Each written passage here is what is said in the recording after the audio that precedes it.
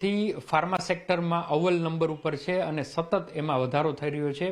હાલ union budget આવી રહ્યું છે ત્યારે ગુજરાતના જે ફાર્મા સેક્ટરના દિગ્ગજો છે એમનો નાણાં મંત્રાલય પાસે શું બજેટમાં ફેરફાર છે એનો અભિપ્રાય આપણે એમની પાસેથી જાણીએ. આપ શું નાણાં મંત્રાલયને કહેવા માંગો છો અમારા મારફત?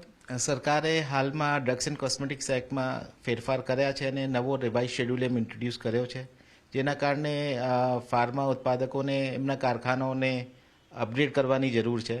અને એના માટે જે સરકારે ઇન્સેન્ટિવ સ્કીમ ઇન્ટ્રોડ્યુસ કર્યું છે, આરપીટીએસ સ્કીમ, એમાં કેવલ 10% કેપિટલ સબસિડી ડિક્લેર કરી છે, જે અમારા હિસાબે ઘણી ઓછી છે અને એટલીસ્ટ 20% કેપિટલ સબસિડી સરકારે એમાં જાહેર કરવી જોઈએ. આપનું શું સૂચન છે?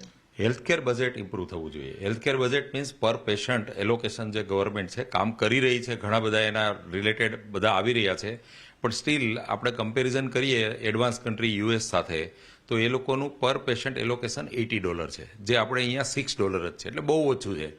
એ $6માંથી આપણે એ સ્કેલ ઉપર પહોંચવામાં તો ઘણી વાર લાગશે, પણ અત્યારે એવરી યર કદાચ 3 to 4% ઇમ્પ્રુવમેન્ટ કરવામાં આવે તો પણ ઘણો બધો બેનિફિટ પેશન્ટ લેવલે મળે, ઓવરઓલ હોલ કન્ટ્રીને પણ મળે અને ડેફિનેટલી ઇનડાયરેક્ટલી ઇન્ડસ્ટ્રીને પણ ફાયદો થવાનો છે.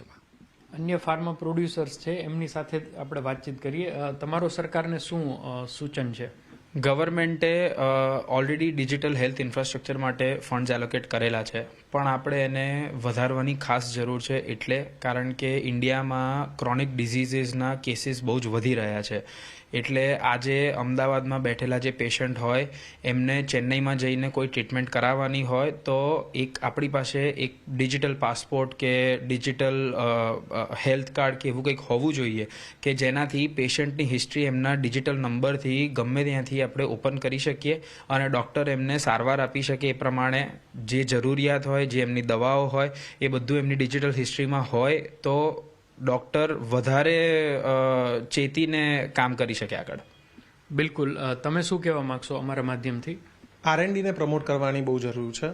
પહેલાં એવું હતું કે જે R&Dમાં ખર્ચો કરતી હતી કંપનીઝ, એ ખર્ચાને 200% સુધી ડિડક્શન મળતું હતું ઇન્કમ ટેક્સમાં, જે હવે નોર્મલ કરીને પાછું 100% કરી દીધું છે ઘણા વખતથી, જે પાછી એટલીસ્ટ 250-300% સુધી કરવાની જરૂર છે, જેને કારણે કંપનીને મળશે વધારે કરવાની કે ભાઈ R&D કરીએ અને એને કારણે જે નવી દવાઓ પણ આવશે કે જે દવાઓ એક્ઝિસ્ટિંગ છે એ સારી વધારે બનશે, એને કારણે અલ્ટિમેટલી પેશન્ટને ફાયદો થશે અને કંપનીને પણ બેનિફિટ થશે.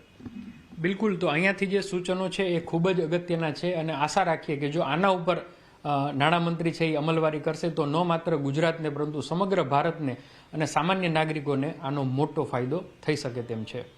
કેતન જોશી, અમદાવાદ.